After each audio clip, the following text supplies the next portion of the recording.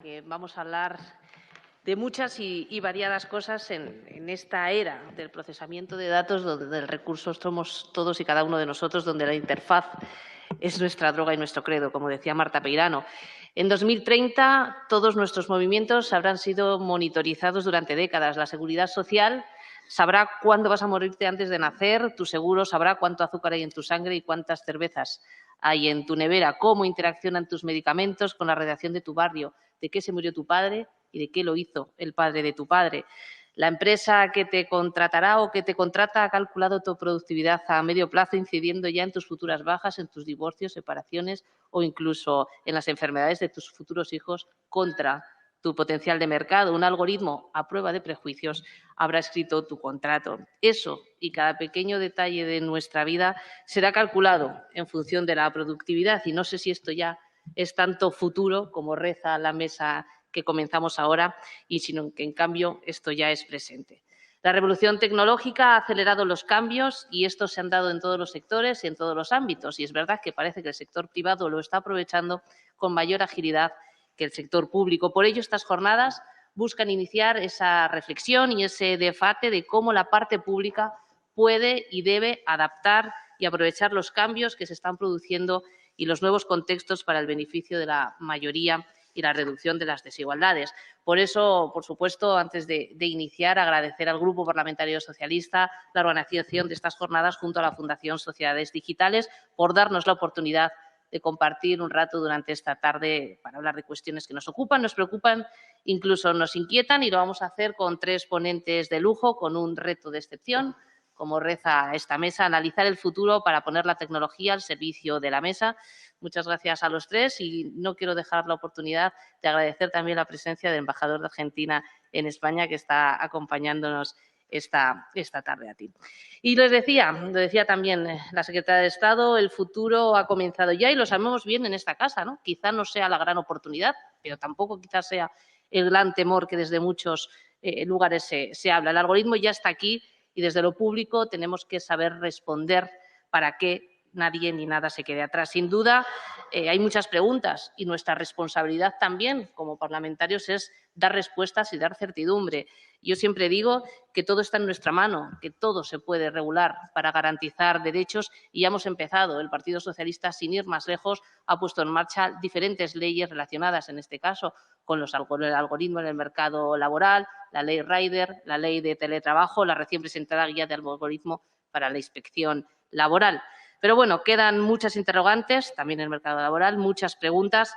¿Qué se entenderá por buen empleo, por buen salario? ¿Habrá empleo para todos? ¿Se crearán, se destruirán, se transformarán? ¿Qué va a pasar con esas inquietudes que tenemos muchos? ¿Qué queremos? ¿Qué riesgos estamos dispuestos a aceptar en nuestra nueva era digital, en la sociedad local o en la sociedad global? Pues para responder a muchas de esas preguntas y las que consideréis oportuno, una vez terminen los ponentes, vamos a tener la oportunidad de abrir un debate y desde este momento, la página web donde os habéis inscrito para venir aquí, algoritmos.sociedaddigital.org, vais a poder introducir las preguntas y cuestiones que consideréis oportunas para abrir un debate una vez pasen las ponencias. Entonces, sin más, yo me voy a callar, pero no lo voy a hacer sin antes presentar a nuestro primer ponente, a José Moisés Martín Carretero, economista, escritor y unas cuantas cosas más que pasaré a relatar brevemente. Jefe de departamento en su momento de cooperación multilateral de la Agencia Española de Cooperación Internacional. Le conocéis porque, aparte de escritor y compartir obras con nuestro compañero César, ha colaborado en diferentes medios, La Sexta, Cadena SER, el diario El País, y mantiene una columna semanal muy leída por nuestro grupo en El Plural.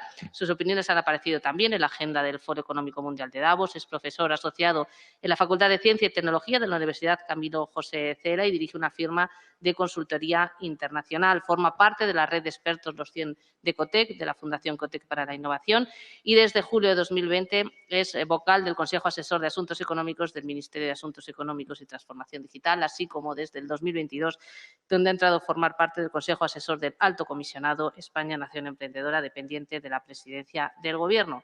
Además, ha sido incluido como un nuevo pensador socialdemócrata desde hace unos cuantos años ya, así que en un momento de no sé si evolución o revolución, como dice Carmen, nos viene muy bien. Así que, José Vicente, muchas gracias y tuya es la palabra.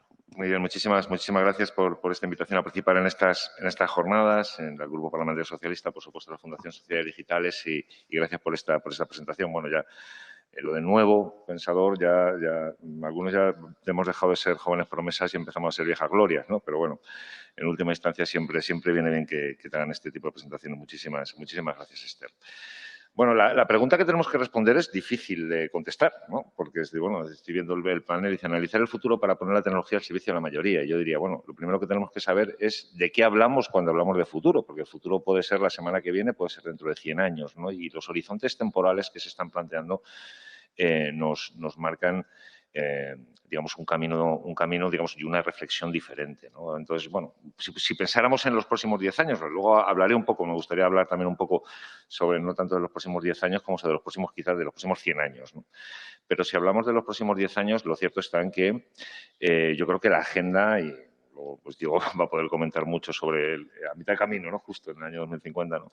Pero la agenda está bastante clara, ¿no? Tenemos encima de la mesa unos retos inminentes, unos retos que son urgentes, de resolución inmediata y que, de alguna manera, condicionan la capacidad que va a tener el ser humano, la especie humana, y hablo en términos de especie, luego espero que el profesor Innerarity podrá a lo mejor corregirme, colaborar o corroborar lo que estoy planteando, pero son tres grandes retos que o somos capaces de abordarlos en un periodo relativamente corto y con determinación, o el resto de los futuros van a ser mucho más inciertos, ¿no? Lógicamente estoy hablando del reto social, todo lo que tiene que ver con la desigualdad. Hoy ESADE ha sacado un nuevo informe que vuelve a certificar lo que conocemos en términos de la apertura de las brechas que se están generando en nuestras sociedades, la desaparición o la erosión de la clase media, la fractura social que esto implica, etcétera, ¿no? O sea, yo creo que ahí tenemos un elemento fundamental que es esta brecha social, que tiene una traslación, luego veremos que tiene una traslación política, ¿no? La brecha social, ¿no? El segundo desafío que tenemos, lógicamente, es el desafío tecnológico. Y aquí estamos hablando, y vamos a hablar mucho de tecnología, vamos a hablar mucho de digitalización, vamos a hablar de inteligencia artificial. Por tanto, no me voy a detener ahora mismo mucho en ello. Yo sitúo tres grandes problemas que están relacionados con la brecha, con el desafío digital. En primer lugar, la propia brecha de acceso. La Secretaría de Estado se refería a ella, ¿no? Cómo realmente la digitalización puede ser inclusiva o puede ser excluyente, ¿no? Y, de hecho, hay un porcentaje importante de la población, lo hemos visto en España, las personas de mayor edad, las personas de menor renta, las personas que viven en zonas donde la conectividad, y esto, por ejemplo, está recogido en la Carta de Derechos Digitales, el derecho a la conectividad no es óptima, cómo esto va generando o puede generar nuevas exclusiones, ¿no? Leí hace poco en una columna en El País, me llamó mucho la atención aquello de que si en el año 1995 alguien hubiera dicho que es pobre, ¿no? O se encuentra en una situación de exclusión porque no tiene acceso a Internet, pues todo el mundo hubiera dicho esto es una estupidez, ¿no? Sin embargo, hoy sí genera exclusión, ¿no? Por lo tanto, hasta qué punto, digamos, el no tener acceso a esa red, el no estar conectado, el no tener buenas capacidades, el no entender o no tener la capacidad de gestionarse dentro de las sociedades digitales es en sí mismo un factor de exclusión, ¿no? Y el tercer elemento, lógicamente, es el ambiental, todo lo que tiene que ver con el cambio climático, todo lo que tiene que ver con la superación de las diferentes fronteras que estamos planteando en términos de biodiversidad, en términos de sostenibilidad de los ecosistemas, de ruptura de los ciclos del planeta, esto que se ha llamado el antropoceno, ¿no?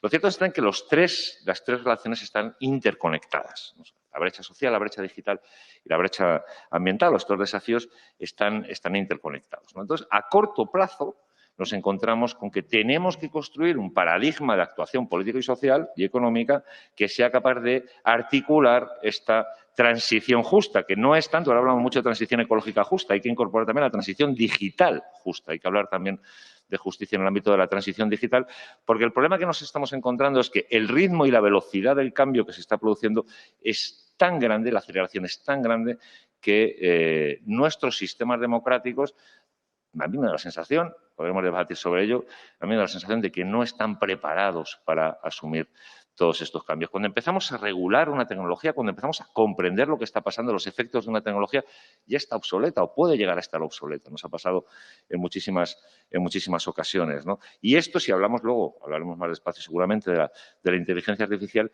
pues es esencial el plantearlo bien, ¿no? Tener esa capacidad de articular digamos, esta transición ecológica y digital justa para los próximos digamos, decenios, 15 años, yo diría que son los límites que tenemos. Si superamos estos 15 años, si hemos estructurado una política climática que nos permite estabilizar la temperatura del planeta, si estructuramos, y yo ahí hablaremos seguramente de mucho en todas las mesas, un modelo de digitalización centrado en las personas, que vamos a llamar el modelo europeo, ¿no? Frente al chino, al norteamericano, tal. Vamos a hablar del modelo europeo con todas sus limitaciones, ¿no? Porque hablamos mucho de regulaciones, hablamos mucho de derechos en Europa, pero realmente los campeones digitales no están en Europa. Los campeones digitales están en Estados Unidos y están en China. Yo creo que eso también tendríamos que señalarlo, ¿no? Hasta qué punto nuestros deseos que coinciden o comparten coinciden con la realidad, ¿no? Y por lo tanto tenemos este problema de regulación y probablemente encontraremos algunas de las bases. Hay elementos que se están poniendo en la modernización del Estado social, de incorporación de nuevas políticas del bienestar, de nuevas políticas públicas, de promoción, digamos, del empleo y de todo lo que tiene que ser la adaptación del empleo a la digitalización. Pues esto nos permitirá llegar al año 2035 en unas condiciones más o menos razonables. O sea, no estamos hablando de construir una utopía, estamos hablando de sobrevivir al futuro, ¿no?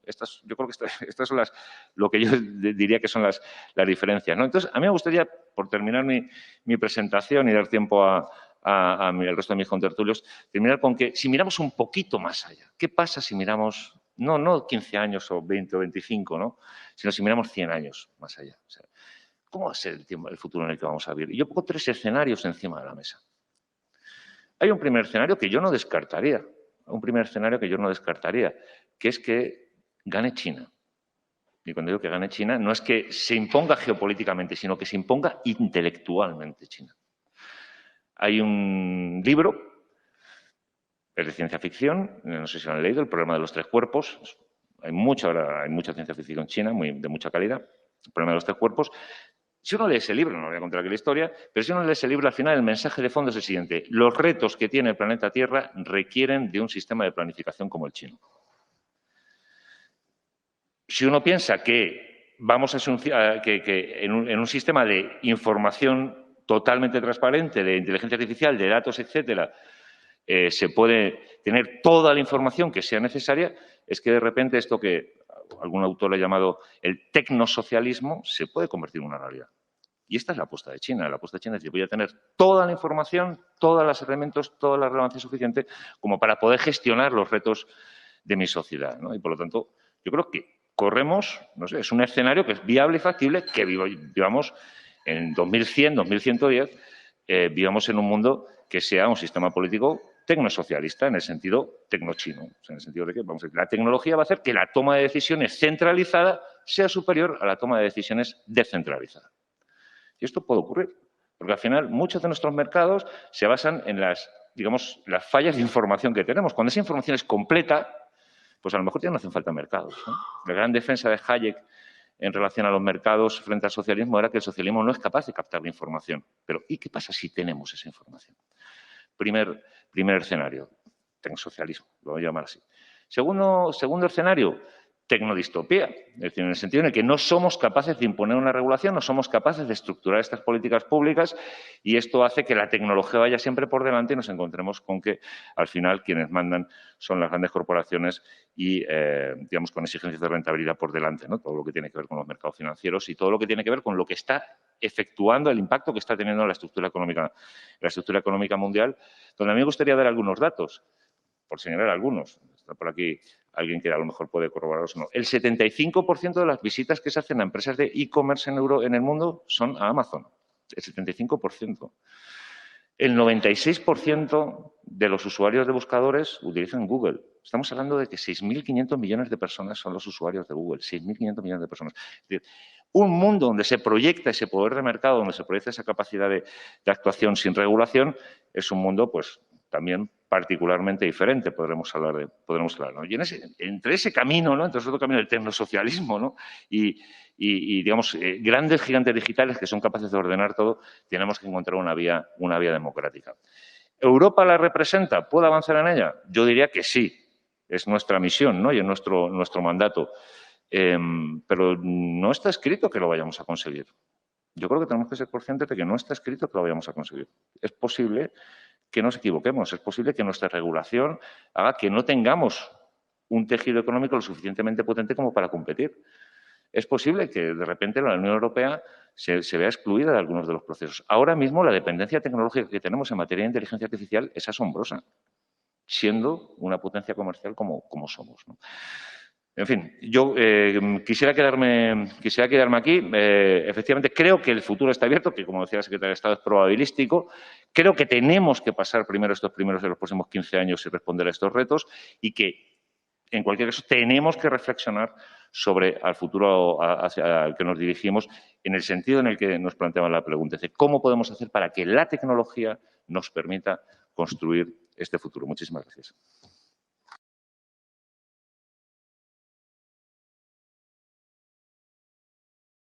Bueno, muchas gracias a ti. A continuación participará Diego Rubio. Diego es profesor de Historia Aplicada y es el actual director de la Oficina Nacional de Prospectiva y Estrategia de la Presidencia del Gobierno, el organismo encargado de analizar los retos y oportunidades que afrontará España en el futuro y de ayudar a nuestro país a prepararse para ello. Es profesor también de Historia Aplicada de Gobierno en la II University, donde creó y dirigió el Centro para Gobernanza del Cambio y, bueno, como director de la Oficina Nacional de Prospectiva, Diego se ocupa de incorporar la visión a largo plazo en el pensamiento y acción del Gobierno y de coordinar el proyecto España 2050, en el que participan más de 300 instituciones. Además, es el Sherpa de España en la Red Europea de Prospectiva de la Comisión Europea. Y, bueno, dado todo esto y con lo que nos ha puesto ya en bandeja José Moisés, ¿cuáles, Diego, serán los retos a los que nos tenemos que adelantar? ¿Qué herramientas debemos utilizar para ello, ya que estás ahí? Hola, buenas tardes, muchas gracias. Yo por quizás retomar el camino donde lo dejaba José Moisés, ¿no? Cuando uno analiza cómo los occidentales hemos conceptualizado o imaginado el papel que la tecnología tiene en el futuro de nuestra sociedad y se hacen encuestas que miden esta percepción en la opinión pública desde ya los años 50 y 60, con lo cual tenemos una trayectoria de casi 100 años de más de 100 años para analizarlo, lo que vemos es que los occidentales atribuyen a la tecnología dos cosas. Lo primero que le atribuyen es una enorme capacidad de avanzar muy rápido y de tener un gran impacto. En 1949, cuando se les preguntaba a los occidentales si creían que la ciencia y la tecnología descubriría la cura para todas las formas de cáncer en las próximas décadas, el 81% decían que sí. Hoy en día, esa capacidad, esa fe casi ciega en la ciencia y la tecnología está todavía más viva, ¿no? Y las encuestas lo que nos dicen es que el grueso de los norteamericanos y de los europeos creen que efectivamente la robótica va a avanzar a pasos agigantados, que la inteligencia artificial va a transformar totalmente nuestro mundo. De hecho, hay encuestas y estudios que vienen a señalar que más de un 50% de la población cree que la singularidad, ese momento teórico en el que somos capaces de desarrollar una inteligencia artificial que supera al ser humano, se va a producir antes de 2050, etcétera, etcétera, ¿no? Con lo cual tenemos una fe ciega en la capacidad de avanzar de la tecnología y de la ciencia. El otro rasgo característico es que somos, por lo general, pesimistas respecto a los impactos sociales que eso va a tener. En prácticamente todo. Cuando se le pregunta a un europeo si cree que las calles estarán llenos de coches autónomos en las próximas 2 décadas, la mayoría te dice que sí. Cuando se le pregunta si cree que eso va a hacer las calles más seguras, la mayoría te dice que no. Cuando a uno se le pregunta si cree que la robótica se va a expandir por todo nuestro tejido productivo, el grueso de la población te dice que sí. Cuando le preguntas qué efecto va a tener eso, te dice que va a generar desempleo estructural y que va a aumentar la desigualdad. Llevamos 100 o 200 años pronosticando los efectos de la tecnología y la ciencia y siempre le atribuimos efectos negativos a nivel social y a nivel económico también, ¿no? La evidencia empírica lo que nos dice es que siempre nos hemos equivocado, siempre ha sido al revés. A mí me gusta recordar que Europa es el 10% de la población mundial, el 2% del territorio, de la superficie terrestre, menos del 1% de los recursos naturales, y aún así todavía hoy representamos el 15% de la economía global y más del 50% del gasto en bienestar mundial. Significa que cada $10 que se gastan en el mundo para hacer que la gente viva mejor, en sanidad, en educación, en vivienda, se gastan en Europa. Y la pregunta es cómo hemos conseguido ese milagro. Cómo el 10% de la población con el 2% del territorio ha conseguido el 50% del gasto mundial.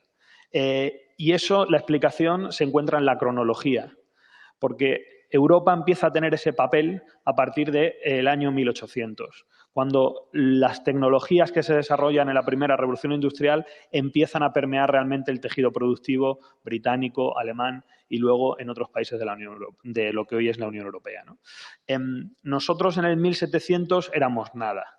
Si ustedes pudiesen elegir dónde nacer en el año 1700, seguramente elegirían casi cualquier región del mundo excepto Europa. En Europa no se vivía bien en el 1700 comparado con cómo se vivía en China. Se vivía muy bien a partir del 1890. Ahí era donde ya se empezaba a vivir en Europa mejor que en ningún otro sitio. Y eso es gracias a la transformación tecnológica.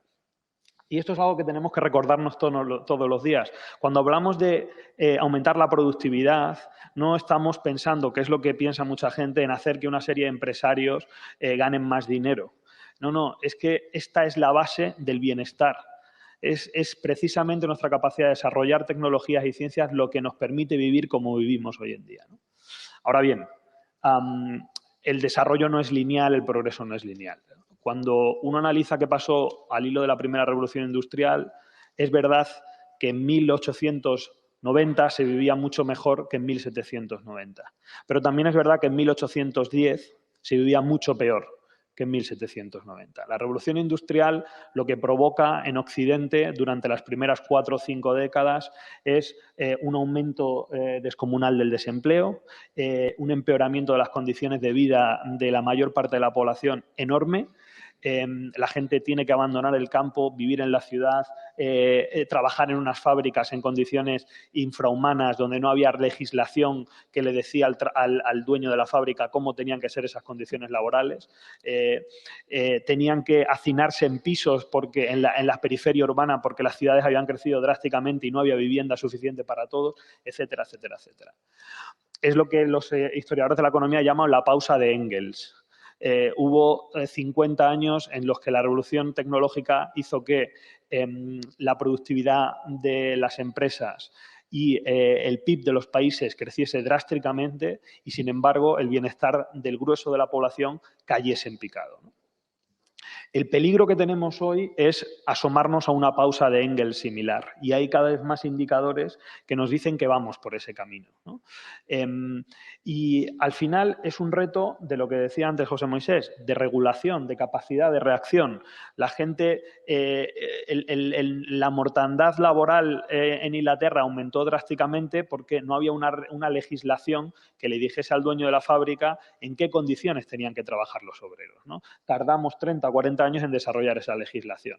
El reto que tenemos ahora, yo creo, pasa precisamente por desarrollar los mecanismos legislativos para que podamos evitar esos vacíos y esos abusos lo antes posible y también para desarrollar los instrumentos redistributivos necesarios. Por primera vez en Occidente no tenemos un problema de carencias. Durante miles de años nuestro problema era que no éramos capaces de generar suficiente alimento, energía, hogar, vivienda para todo el mundo. Y cada vez que había un problema de abastecimiento, porque ese año llovía poco y la cosecha era mala, entonces nos teníamos que matar unos a otros para comer. Desde la revolución industrial y lo que vino después, eso ya no es un problema. Europa genera mucha más comida de la que puede comer. Genera más energía, aunque parezca paradójico decirlo ahora, de la que puede consumir.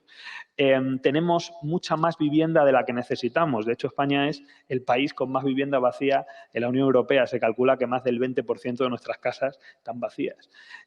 No tenemos un problema de generación de riqueza. Tenemos un problema de redistribución de la riqueza. Y creo que esto es importante porque nos marca el camino de cuál debe ser la agenda política. Aquellos que nos quieren convencer de que el problema está en la generación de la riqueza tienen que mirarse los números, porque el problema está en la redistribución de esa riqueza, ¿no? Y cómo aseguramos que esa riqueza se genera de manera menos desigual y haciendo menos daño a la población y también, por supuesto, al medio ambiente. Con lo cual, esa capacidad de anticiparnos, ¿no?, y de adelantarnos a lo que viene va a ser esencial. No podemos pasar 20 años sin una legislación de Twitter, porque lo que va a pasar en la mayor parte de países occidentales es que para cuando legislemos Twitter, Twitter habrá desaparecido. Y esto es cierto para casi todo lo demás, ¿no? ¿Cómo se consigue eso? Y ya termino. Básicamente hay dos mecanismos. Tú puedes, por un lado, tratar de desarrollar tus capacidades anticipatorias, eso que llaman los anglosajones la gobernanza anticipativa. No podemos adivinar el futuro, es imposible predecir el futuro no existe y, por tanto, no se puede conocer. Pero sí que es verdad que hay cosas que sabemos que van a pasar o que existe una alta probabilidad de que ocurran. Sabemos todos que tarde o temprano llegarán los coches autónomos. Tarde o temprano habrá una empresa que llame a las puertas de esta institución y diga: yo he desarrollado un coche autónomo y quiero empezar a comercializarlo y que circule por este país. Bueno, asegurémonos que cuando llegue ese día, que llegará pronto, todo el debate ético, jurídico y político que tenemos que tener ya lo hemos tenido y ya está resuelto, ¿no? Y luego, por otro lado, hay que ser más flexibles. Siempre va a haber cosas que no podamos anticipar, pero tenemos que incorporar la incertidumbre en los procesos de toma de decisiones de nuestros gobiernos. Tenemos que empezar a ser capaces de navegar la incertidumbre. Y esto es una reflexión, y ya con eso acabo, lo prometo. Cuando digo tenemos que, me refiero a las administraciones públicas y al gobierno, pero me refiero también a la ciudadanía. Este es un país donde si a la mayor parte de los ciudadanos le decimos que vamos a hacer un experimento en política, que vamos a poner en marcha vamos a hacer experimentación con una política pública, a ver qué tal funciona, la gente se lleva las manos a la cabeza y piensan que con esto de la política no se debe experimentar, ¿no? Claro que se tiene que experimentar. Claro que tenemos que ser capaces de probar cosas nuevas, porque si no, nunca vamos a ser capaces de reaccionar a tiempo, ¿no? Pues bueno, me callo ya.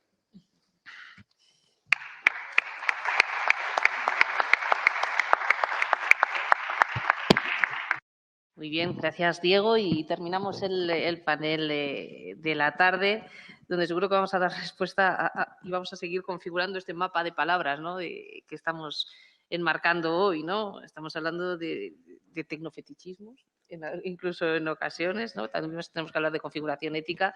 Evidentemente, en el fondo, el denominador común es el bienestar, ¿no? Yo creo que es lo que buscamos desde 1890 y es lo que nos queda para los próximos 100 años. Y lo vamos a hacer con Daniel Innerarity.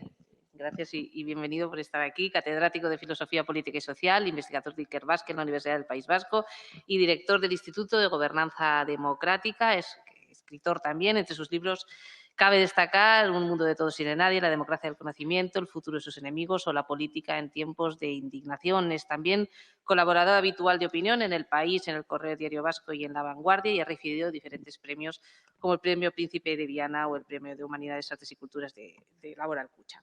Ha sido miembro del Consejo de Universidades a propuesta del Senado español y pertenece a la Academia de la Latinidad y a la Academia Europea de Artes y Ciencias. Además, ha sido incluido en una lista de los 25 grandes pensadores del mundo. Por tanto, es un placer para todos nosotros que estés aquí. Gracias, Daniel. Bueno, muchas gracias, Esther. Gracias al Grupo Socialista por la invitación y a Miguel Ángel Goñi especialmente por la buena organización de todo este evento. Se nos ha convocado con una pregunta general abrupta, impresionante, que a mí no me ha dejado dormir desde hace unos días. ¿Cómo es? ¿Llegará en el futuro la tecnología a dominarnos, los algoritmos, algo así, ¿no? ¿Gobernarán los algoritmos en el futuro? Y luego se nos ha dado 5 minutos para hablar, nada más. Entonces, yo si tuviera 10, igual podría solucionar, pero como tengo solo 5, lo que voy a decir es no. No va a llegar un momento en el que los algoritmos nos van a gobernar.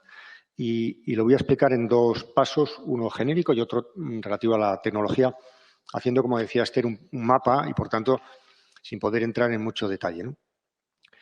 Del mismo modo que yo creo que ahora mismo en el ambiente hay una amenaza, en muchas capas de la población hay una amenaza, hay gente que vive con angustia la idea de ser reemplazado, de ser sustituido, ¿no? Simplificando mucho el mapa, en general la derecha esto lo interpreta en términos nacionales, ¿no? Nos van a invadir los de fuera, van a acabar con nuestra cultura, etcétera, etcétera, ¿no? No nos van a dejar hablar nuestra lengua. La izquierda suele pensar esta sustitución en términos de algoritmos que hagan nuestro trabajo y parlamentos que serán disueltos porque lo que habrá aquí es un gigantesco algoritmo que decidirá todo, ¿no?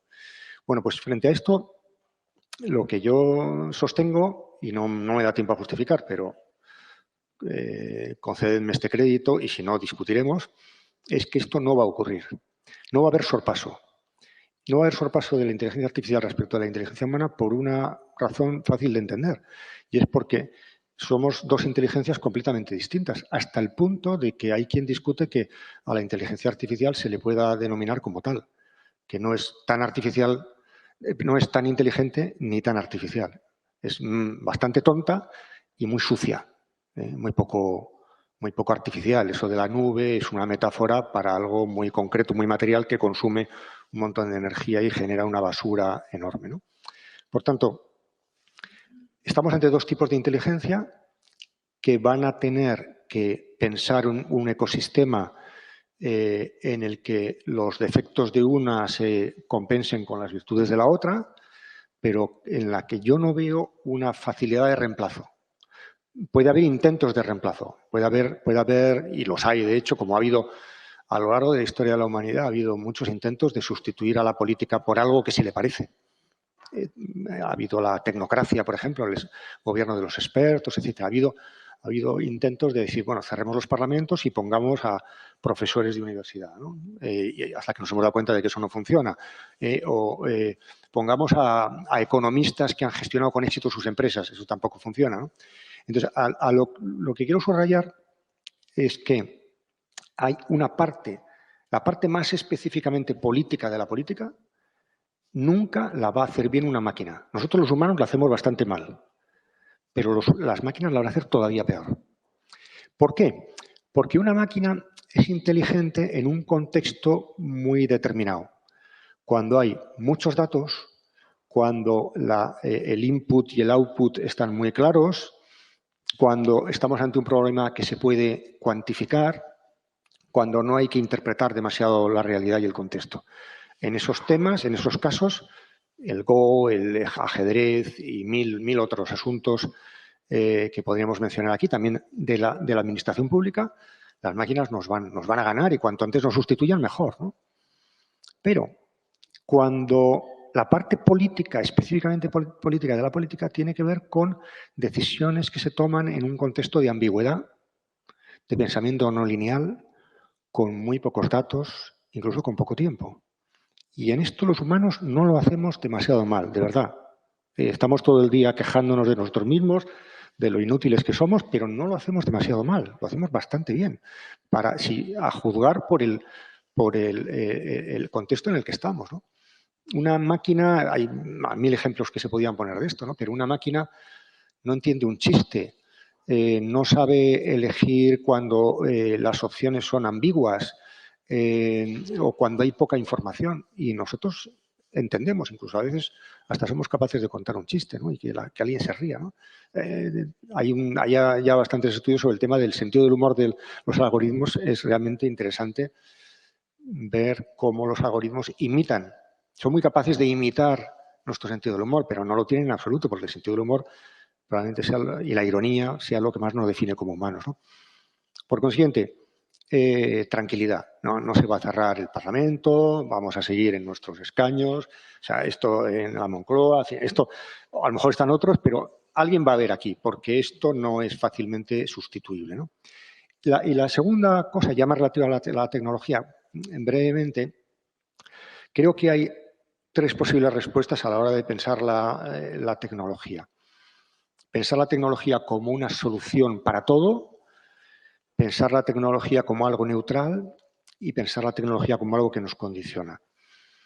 La primera, Mark Zuckerberg, cuando intervino en el Senado de los Estados Unidos, le preguntaron por los discursos de odio, la desinformación y todo esto, y dijo, su mensaje fue muy claro: tranquilos, la inteligencia artificial lo arreglará, ¿no? Y además incluso se atrevió a poner unos plazos que, por cierto, van corriendo en una dirección más rápida de la que vosotros advertíais, con lo cual yo creo que claramente Zuckerberg dentro de poco nos va a tener que volver a dar explicaciones, ¿no?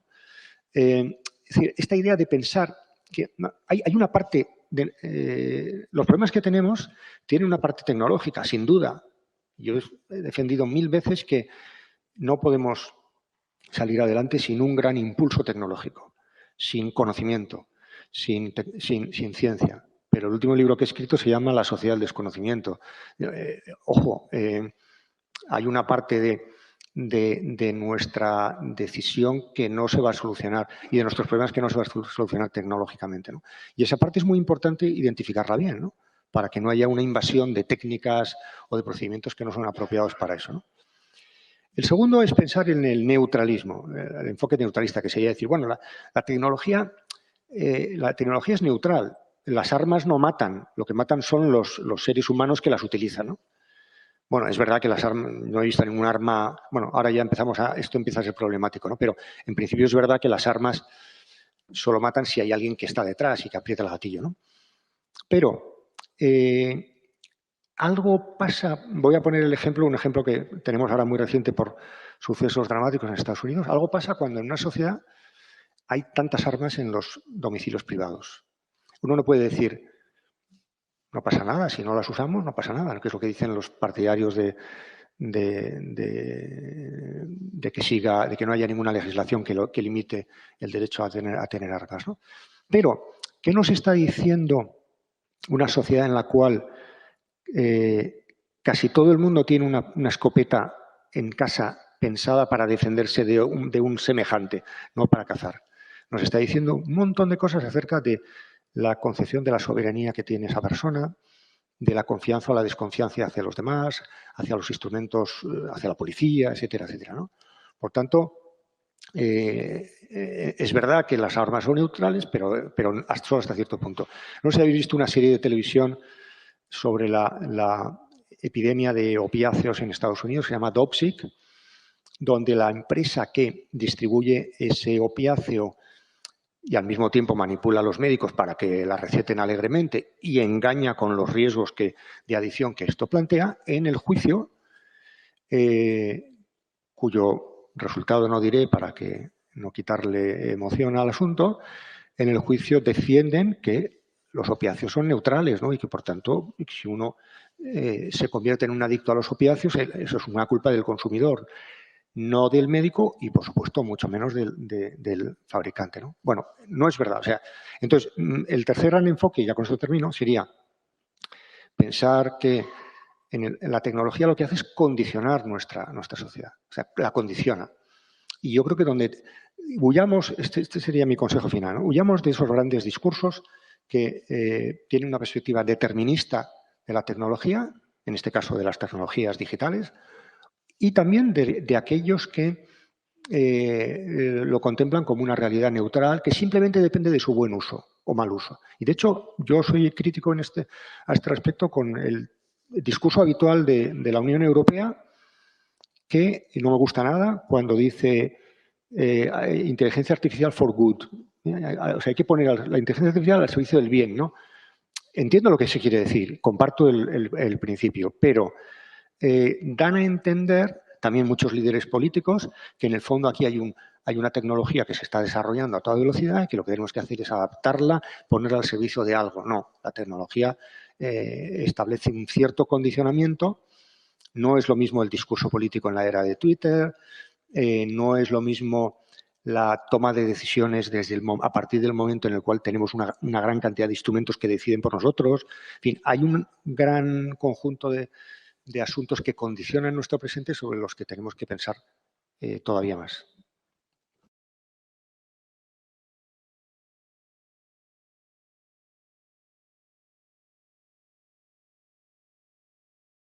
Pues muy bien, gracias, Daniel. Y si os parece, abrimos ahora un debate. Os he comentado que podéis anotar la pregunta que consideréis oportuno en la página donde os habéis inscrito de la Fundación.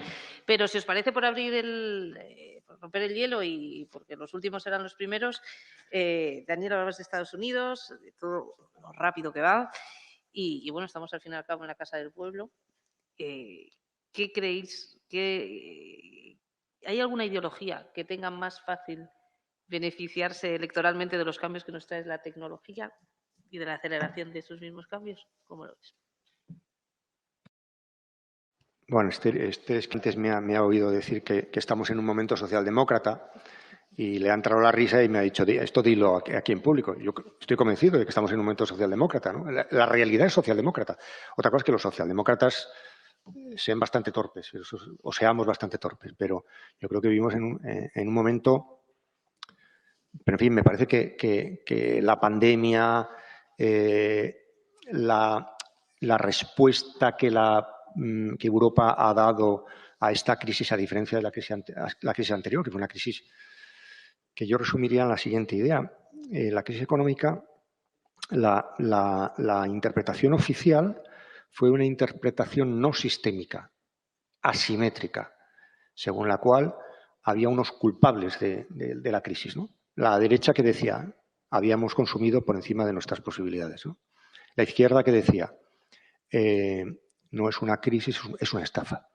En ambos casos había una identificación de culpables y cuando se hace un análisis de culpabilidad se pierde muchísimo tiempo en identificar bien la causa real del problema. ¿Qué ha pasado en esta crisis? Que por las características de lo sanitario y de lo contagio ha sido más fácil, aparte del aprendizaje que podíamos llevar detrás, ha sido más fácil darse cuenta de que la crisis tenía un carácter más simétrico y que no tenía mucho que ver con la culpabilidad, aunque puede haber cosas, puede haber actuaciones antes, durante y después de la crisis que que merezcan un reproche político y moral. Pero se trataba de una cuestión más bien simétrica, donde había más bien una básica igualdad, ¿no?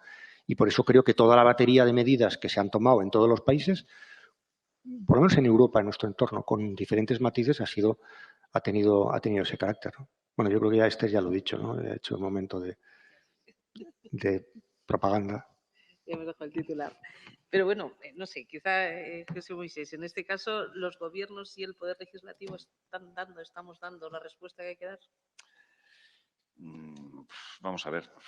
También es complejo contestar esa pregunta, pero vamos a ver, yo veo, por ejemplo, los avances legislativos que estamos planteando en España, yo me siento satisfecho, o sea, tengo que decir que me siento satisfecho. O sea, la Carta de Derechos Digitales yo creo que es un avance, yo le enseño en clase como una buena práctica, ¿no? Y la planteo como tal, yo creo que es una buena práctica, ¿no? O elementos como toda la regulación que hemos hecho sobre el teletrabajo, todo lo que se está planteando, yo creo que son elementos que van en la dirección correcta, ¿no?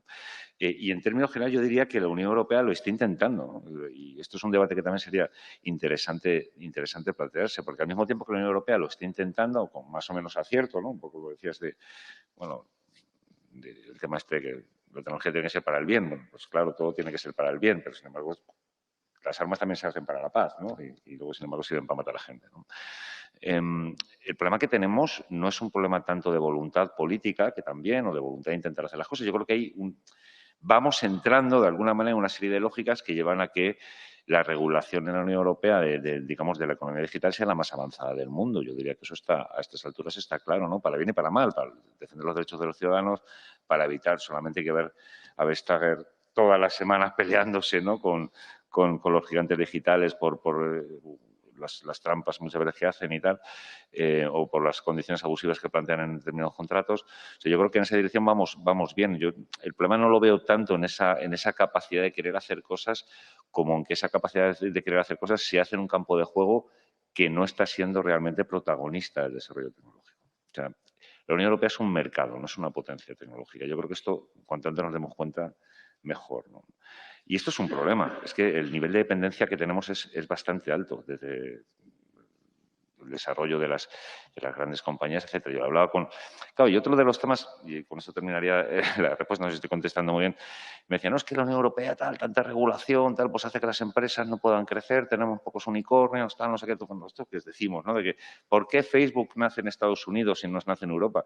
Y digo, pues a lo mejor Facebook nace y crece en Estados Unidos porque en Europa tenemos un reglamento de protección de datos que hace que Facebook no hubiera crecido como ha crecido en Estados Unidos. Es que el problema también es cómo es el modelo de capitalismo que acompaña o el modelo institucional que acompaña todo esto, ¿no?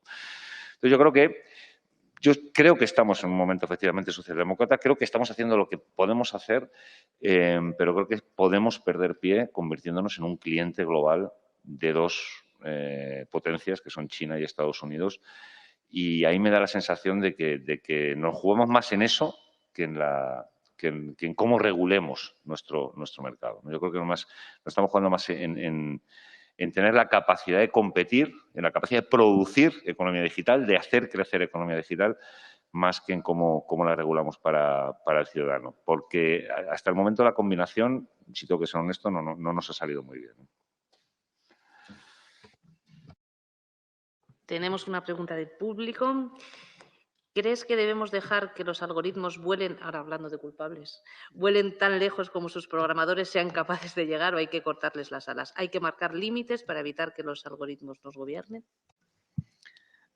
Desde que ha existido innovación tecnológica, han existido voces que pedían que esa innovación se limitase. Si no recuerdo mal, en el siglo I o II antes de Cristo, hubo un ingeniero que desarrolló una grúa que era capaz de levantar columnas cuando se estaba construyendo el Capitolio de Roma con una velocidad inmensa y el emperador decidió prohibir el uso de esa grúa porque preocupaba que dejase a muchos trabajadores desempleados, ¿no?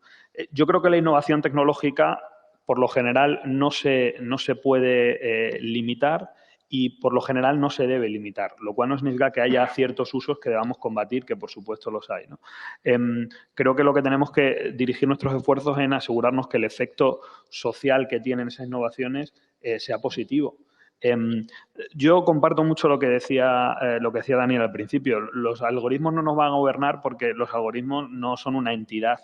Es decir, lo que nos tiene que preocupar es quién diseña los algoritmos con los que se toman las decisiones, ¿no? Y eso no es un futuro, eso es algo quién está diseñando los algoritmos ahora que se están utilizando, ¿no? Con lo cual, yo no caparía los algoritmos. En la mayor parte de los casos, lo que me aseguraría es que se utilizan para algo positivo, ¿no? Y si me permites añadir, un poco volviendo a lo que decía José Moisés, que estoy de acuerdo totalmente con lo que ha dicho, pero con un matiz. Yo cultivo pocos ismos, o intento cultivarlos, pero hay dos que sí cultivo, que es el europeísmo y el optimismo. Y es verdad que Europa se está quedando atrás en tecnología, pero con un matiz que creo que es importante, que se nos olvida todo el rato. En tecnologías digitales o en tecnologías de comunicación.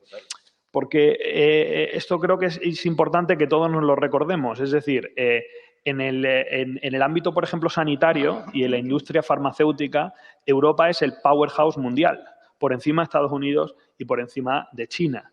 En tecnologías agroalimentarias, que parece una cosa menor, pero que es absolutamente capital, Europa es el powerhouse mundial, por encima de Estados Unidos y de China.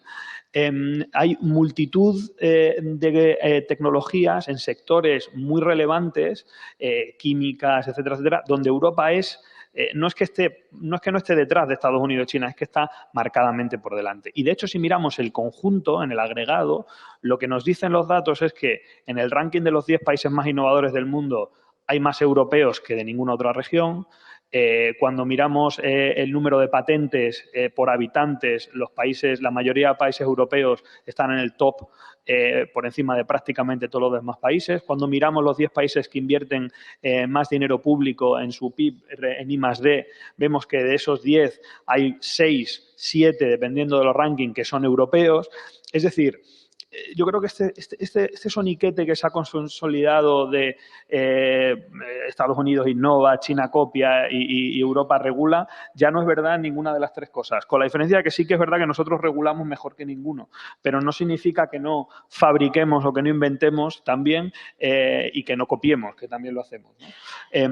Entonces, yo creo que en ese sentido tenemos que mantener un cierto optimismo, ¿no? Y no tirar la toalla. Es verdad que hemos desarrollado unas vulnerabilidades en el ámbito concreto de digital, de sobre todo pues telefonía, ordenadores, que es enorme, ¿no? Y yo creo que quizá el cambio geopolítico más interesante que ha producido, yo diría, la pandemia, pero en el fondo arranca antes, cuando empieza la guerra comercial entre China y Estados Unidos, es que Europa, bueno, pues despertó de la edad de la inocencia en la que había vivido en los 30, 40 años anteriores y se dio cuenta que el comercio internacional es fundamental, pero que nosotros, eso nos ha llevado a desarrollar una serie de vulnerabilidades en sectores claves que tenemos que corregir. Y, de hecho, si revisáis la actividad de la Comisión Europea en los últimos 2 años, veréis que hay una multitud de iniciativas dirigidas justo a identificar y a corregir estas vulnerabilidades, ¿no? Y por eso es verdad que una tercera parte de los fondos de recuperación se han decidido que se dirijan justo a corregir estas vulnerabilidades, porque si nosotros mañana, Estados Unidos y China deciden dejar de vendernos móviles u ordenadores, por no hablar de cosas más sofisticadas como satélites o antenas 5G, etcétera, etcétera, pues realmente estamos en un problema, ¿no? Pero mantengamos la confianza porque en otros ámbitos, como por ejemplo el de la transición ecológica, la industria europea, la tecnología europea es puntera a nivel mundial.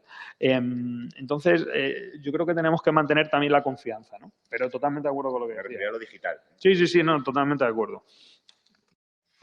Gracias. Bueno, ya el público se ha ido animando y voy a haceros, si os parece, las hablo a las 3, voy a hacer una unión de unas preguntas porque hablan un poco del proceso participativo que se podría o debería abrir, ¿no? Creando un gran ágora sobre esto. Os las leo tal cual. ¿Para cuándo un debate público y político con la ciudadanía? Quizá una asamblea ciudadana u otro mecanismo de participación deliberativa. ¿Cómo formar a los decisores políticos que van a tener que legislar sobre estos temas? Y cómo incorporar a organizaciones expertas en derechos humanos y discriminación en la construcción de este futuro. Para los tres. Hay muchas cosas. A ver, yo, por centrarme solo en una, ¿no? Los humanos, ¿qué es lo que hemos hecho con el poder siempre? Siempre que lo hemos hecho bien. Someterlo a la crítica, conferirlo de manera provisional, contextualizarlo en un entorno de pluralidad, ¿no? Eso hemos hecho con el poder y por eso tenemos la democracia, ¿no? Hay gobierno y hay oposición, hay gente que dice A y hay gente que tiene el derecho a decir lo contrario y libertad de expresión y tal, ¿no? Los algoritmos es un nuevo poder, es una nueva forma de poder y yo creo que debíamos hacer algo análogo, semejante a esto, ¿no? Es decir, no se trata tanto de controlar, porque además esa palabra yo creo que es una palabra que lleva muchos equívocos, ¿no?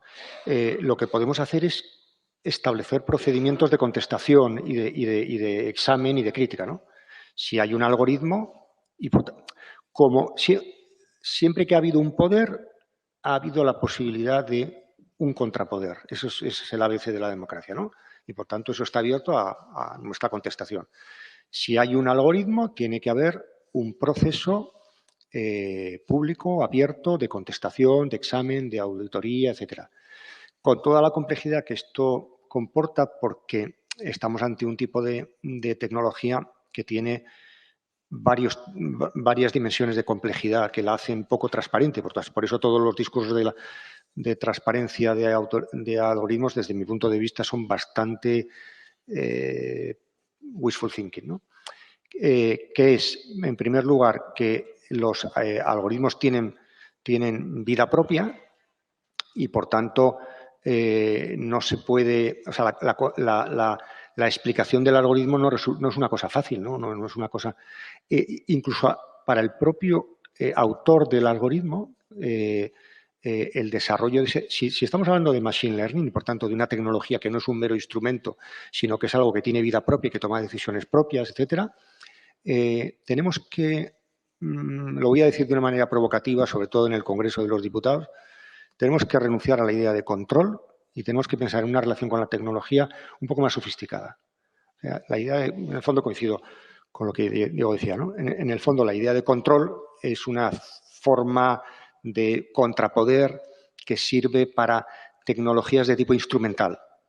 Si yo tengo un artefacto sencillo, lo que se llamaba en sociología de la ciencia las máquinas triviales. Las máquinas triviales pueden ser controladas, pero un algoritmo, algo que tiene que, toda la tecnología que tiene que ver con la inteligencia artificial no lo puede ser. Lo que tiene que ser, lo que se tiene que establecer es un diálogo con esa tecnología y un espacio que permita que haya argumentos y contraargumentos, ¿no? Y por eso yo propondría que hiciéramos algo así como un parlamento de los artefactos, ¿no?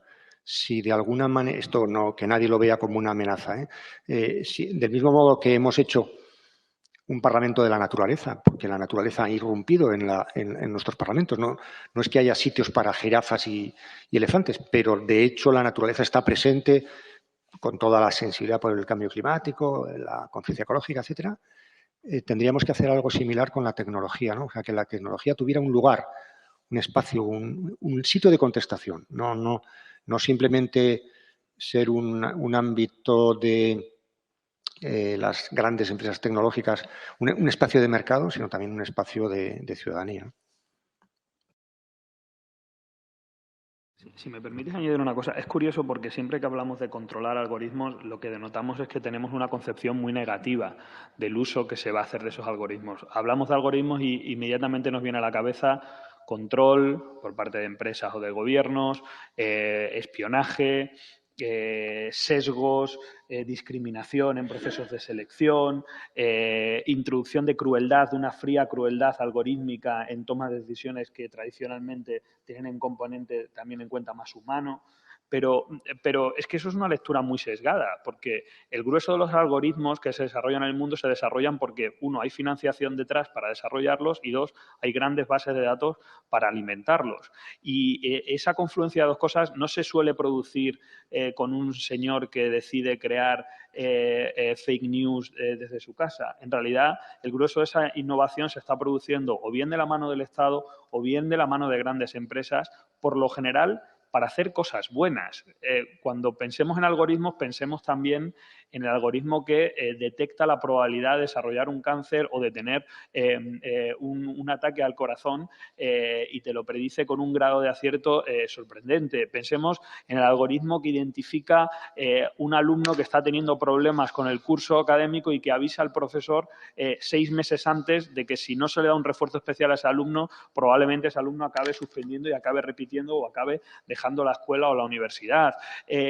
Pensemos en el algoritmo que nos permite eficientar todos los sistemas de transporte y de producción para reducir nuestra huella medioambiental. Pensemos en el algoritmo y en los datos que nos permitieron identificar patrones de movimiento durante la pandemia y combatir la pandemia, ver cuáles eran aquellos puntos donde se aglomeraban más las personas y cómo teníamos que cambiar tanto los sistemas de transporte público como también gestionar el teletrabajo para poder mantener una vida cotidiana y al mismo tiempo ir reduciendo, gestionando las diversas olas. Es que esos son los algoritmos que por lo menos yo desde el gobierno veo. Reconozco que existen otros, pero no convirtamos la excepción en la regla, incurriendo en ese sesgo de la negatividad que tan identificado está en los seres humanos, ¿no? Sí, además, ha llegado también otra pregunta del profesor García Mira de la Universidad de La Coruña, un poco relacionada con control, manipulación, y reza así. Los desarrollos actuales de inteligencia artificial permiten que una información pueda ser manipulada y puesta en boca de cualquier persona con su gestualización característica en cualquier idioma. ¿Hacia dónde va esto? Pues yo no lo sé. Es difícil decir esto en una mesa redonda, pero no lo sé, ¿no? Sobre todo el deepfake, ¿no? Pues, en fin, es una tecnología un poco aterradora, ¿no? Digamos, y no quiero terminar aquí siendo el ludita, ¿no? Que está alertando. Vamos a ver, yo creo que yo coincido con lo que dices, Diego, ¿no? Y coincido con lo que planteas en términos de que a lo mejor estamos pintando un escenario donde los algoritmos son espantosos y tal y cual, ¿no? Pero bueno, uno sabe que el riesgo se mide por probabilidad, por impacto, ¿no? Entonces, el tema es, a lo mejor la probabilidad es muy pequeña, pero el impacto puede ser muy grande, porque la capacidad de generar digamos, economías de escala que tienen la economía digital, que es realmente lo que las economías de escala, es lo que hace que tengamos monopolios digitales como el que señalaba antes. Yo, mientras estabas hablando del control, etcétera, bueno, yo diría, o sea, ¿permitiríamos tener una empresa industrial que controla el 90% de un mercado? Pues a lo mejor no. Sin embargo, hay tecnológicas que lo hacen, ¿no? Y no parece que ¿no? Y esto está ocurriendo, ¿no? Bueno, o sea, yo creo que el tema del control, bueno, hay que dialogar, pero al final hay que regular y hay que controlar y hay que encauzar ese movimiento, ¿no? Sabiendo que esto todo posible, que hay una productividad, que efectivamente lo que estás planteando es así. Todo eso estamos de acuerdo. Yo soy el primero que dice el primero que estoy diciendo en esta mesa que la Unión Europea debería ser más proactiva, ¿no?, en la generación, en ser competitiva en materia digital. Pero al final no se trata tanto de controlar el algoritmo, ¿no? Estamos aquí, controlar el algoritmo y tal. El problema es controlar al dueño del algoritmo. Ese es el tema. Me dicen, no, pues qué bueno sería tener, ¿cómo nos fijamos los algoritmos que te permiten identificar si vas a tener cáncer? Pues depende, porque si lo tiene una empresa de seguridad, una aseguradora, pues yo me he quedado sin seguro, por ejemplo, ¿no? Y eso está ocurriendo ahora mismo, Entonces, bueno, pues ¿hay que controlar el algoritmo? No, a lo mejor el algoritmo está bien, es avance científico, nos pone en la frontera del conocimiento. El ser humano, además, no puede dejar de hacerlo, no podemos limitarnos a nosotros mismos. Eso está claro. Pero el marco institucional es absolutamente esencial. Y si dejamos que esto ocurra en un contexto en el cual los derechos de las personas no están presentes, no nos va a ir muy bien, ¿no? Por lo tanto, bienvenido sea todo este debate democrático. Habéis dicho una idea que a mí yo recupero, que es el tema de la Asamblea Ciudadana. Dice, pues, ¿por qué no? Porque hemos tenido una Asamblea Ciudadana para el clima. ¿Por qué no tener una Asamblea Ciudadana sobre la economía digital, sobre los retos que representa, poner en marcha procesos de democracia deliberativa, ¿no?, que acompañen los debates que tenéis en esta casa, ¿no? Yo creo que sería muy, muy interesante, ¿no? Porque en realidad otra de las cosas y yo con esto terminaría es que no sabemos hasta dónde puede llegar. Es que no lo sabemos. No sabemos hasta dónde puede llegar esto. Y eso significa que vamos a tener que estar viendo en esta incertidumbre e intentando anticiparnos durante bastante tiempo. Bueno, pues ya si os parece vamos a terminar para dar paso a la siguiente mesa, pero no lo vamos a hacer sin que nos hagan una pequeña reflexión final, y yo voy a aprovechar a mi pregunta también, aunque si os ayuda un poquito para enmarcar. Y fíjate, la voy a reformular. Yo había dicho, ¿quién serán los grandes perdedores de los cambios que se están produciendo? Y quizás no hay que pensar solamente en quién va a perder. La respuesta socialdemócrata, que la estamos trabajando, es clara. Estamos hablando de políticas educativas, de políticas formativas, de políticas de rentas. Pues bueno, a lo mejor de todo esto no salen perdedores ni excluidos digitales, ¿no? Pero bueno, vamos a intentarlo. Entonces, ¿cómo vamos a ganar? Yo creo que estamos de acuerdo en que tenemos que realizar unas transformaciones sociales. Es un diagnóstico bastante compartido, fundamentalmente ahora en Europa la transformación digital y la transformación ecológica. El asunto es cómo vamos hacia allá de manera que todo el mundo entienda que los costes que esto puede implicar están bien repartidos, primero, y segundo, que hay un beneficio general. Contraejemplo de esto, la situación en Francia actual, ¿no? Que yo conozco bien por haber vivido allí muchos años, la revuelta de los chalecos amarillos, que está en el origen de la actual disgregación de los partidos franceses, tuvo como detonante una medida contra el cambio climático y de respeto ecológico, que fue el aumento del precio del diésel, ¿no? Evidentemente había que tomarla. El asunto es si eso se explicó bien, si aquellos que estaban directamente perjudicados por eso, que eran el mundo agrícola, rural, lo podía entender y lo podía soportar sin una medida adicional de protección. Entonces, yo creo que lo mismo está pasando aquí con la revolución de los cajeros, etcétera. O sea, hay pequeñas microrevoluciones que no están tanto poniendo en cuestión el objetivo como el procedimiento. Y tenemos que explicar bien el procedimiento y diseñarlo bien para establecer las conversaciones adecuadas, ¿no? Y luego no me resisto a contar una cosa en relación con lo que decía Diego a propósito de los algoritmos y la opacidad y tal. Yo de la mesa de hoy, yo me permito haceros la siguiente recomendación. No pensemos máquinas y humanos como algo contrapuesto. Los humanos somos mucho más máquinas de lo que nos pensamos. Estamos más constituidos por la tecnología. Probablemente muchos de los que estamos aquí, sin la tecnología no estaríamos aquí. No viviríamos. Sencillamente eso, ¿no? O no dormiríamos por la noche, o no tendríamos dientes. Bueno, ya no voy a entrar en más. Y al mismo tiempo, la tecnología no es lo contrario de los humanos. En la tecnología hay humanidad incorporada en la propia tecnología, ¿no? He estado durante estos últimos meses trabajando bastante el tema de los algoritmos que utilizan los jueces en Estados Unidos, el programa Compass, etcétera, para la determinación de los permisos penitenciarios, los grados y tal, ¿no?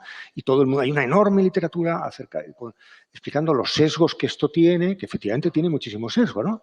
Pero claro, a mí que alguien me explique y diciendo hay una black box, esto es una caja negra, los algoritmos son una caja negra, ¿no? Ya, ¿y los jueces no lo son?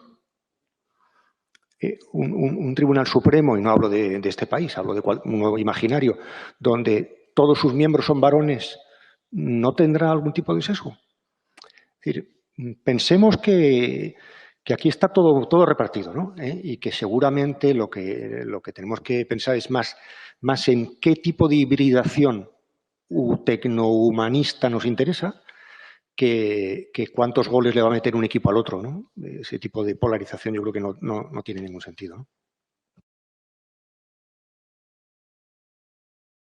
Sí, no, yo coincido. Yo creo efectivamente que el futuro ahora vamos, yo lo estoy leyendo mucho sobre esto, ¿no? sobre inteligencias compartidas, ¿no? entre lo artificial y lo humano, y cómo al final también el ser humano tiene una capacidad que a fecha de hoy lo ha señalado, la inteligencia no es capaz, la inteligencia artificial, que es de generar sentido, ¿no? De dar sentido a lo que hacemos, ¿no? Eso es evidentemente político, es evidentemente social, ¿no? Yo creo que ese es el camino en el cual nos podemos encontrar, ¿no? Esa capacidad de construir, aprovechar las capacidades, ¿no? Porque al final las máquinas, la inteligencia artificial es bastante tonta, o sea, no tiene más. Los algoritmos son programas de ordenador. Es que decimos algoritmo, parece que estamos hablando aquí de Terminator, es un programa de ordenador. No tiene mucho más. Quiero decir, es que un niño que sabía programar BASIC en los 80 hacía algoritmos. Y yo no lo sabía que eran algoritmos, ¿no? Más o menos complejos, ¿no? Pero al final son mecanismos para ordenar y procesar la información, ¿no? Y por lo tanto, lo que tenemos que hacer es buscar esas complementariedades y buscarlas desde una perspectiva democrática y saber que las tenemos que buscar, ¿no? Entonces, en ese camino, ¿quiénes son los perdedores y cuál es el reto para no dejar a nadie atrás? Es la gente que no puede hacer esa conexión. Es la gente que por sus capacidades, por sus habilidades, por sus condicionantes, no tiene la capacidad de generar esta conexión a la red. Y cuando digo a la red no me estoy refiriendo a conectarse a Internet, me estoy refiriendo a conectarse al uso de las herramientas, al poder entenderlas, a poder dar sentido a lo que están produciendo. Y bueno, para mí eso tiene tres brechas. Tiene una brecha de edad, clarísima. Tiene una brecha de clase, también clarísima. Y tiene una brecha de género, también clarísima. Y a fecha de hoy, pues solamente hay que ver la gente que está matriculada en carreras STEM, etcétera. ¿Qué gente es? Y voy a decir la gente que es. Son gente joven, lógicamente, de una determinada clase social y de un determinado sexo. Y yo creo que eso es lo que luego genera los sesgos en los algoritmos, porque los algoritmos son tontos. Los algoritmos lo que hacen es alguien que está detrás programando, ¿no? Pero yo creo que son esas tres brechas donde tenemos que prestar atención, ¿no? La clase social, el género y la edad, porque yo creo que es donde nos estamos jugando. Yo creo que el gran reto que tiene España en los próximos 20, 30 años es el de la productividad. Y sé que es una palabra muy aburrida, pero creo que es importante que la tengamos en cuenta. La economía española en los 50 años que llevamos de democracia ha crecido fundamentalmente gracias al crecimiento demográfico. Hoy hay más gente viviendo en España, consumiendo en España, generando riqueza en España, trabajando en España que nunca antes en nuestra historia. Pero nuestra productividad laboral apenas ha crecido desde los años 70. El problema está en que en las próximas décadas no vamos a tener ese empuje demográfico. Y esto lo dicen absolutamente todos los modelos demográficos que existen en el mundo habidos y por haber. Y, por tanto, vamos a tener que aprender a hacer más con menos. Ese es el verdadero reto que tiene España, generar más riqueza con menos personas, con menos cerebros y, además, utilizando menos recursos naturales, menos agua, menos materias primas, emitiendo menos CO2 a la atmósfera. Y para conseguir hacer eso, si queremos que nuestra renta per cápita siga creciendo y nuestro bienestar siga aumentando, para conseguir hacer eso, la tecnología va a ser clave. No es la única pieza del puzzle, pero es una de las principales. La tecnología, desde los robots industriales hasta los algoritmos, pasando por los coches autónomos, va a ser fundamental, ¿no?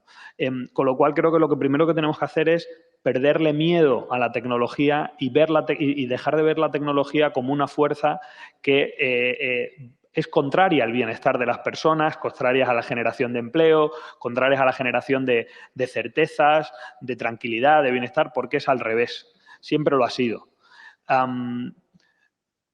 Lo que es verdad es que tenemos que crear los mecanismos necesarios para asegurarnos que en ese hacer más con menos, eso que hacemos más se reparta de forma más equitativa entre la población, ¿no? Para mí ese es el verdadero desafío. Cuando los historiadores analizan la evolución de la desigualdad en Occidente en los últimos 500 años, que tenemos datos más o menos ilustrativos, lo que vemos es que lo único que ha logrado corregir el aumento de la desigualdad han sido guerras y pandemias.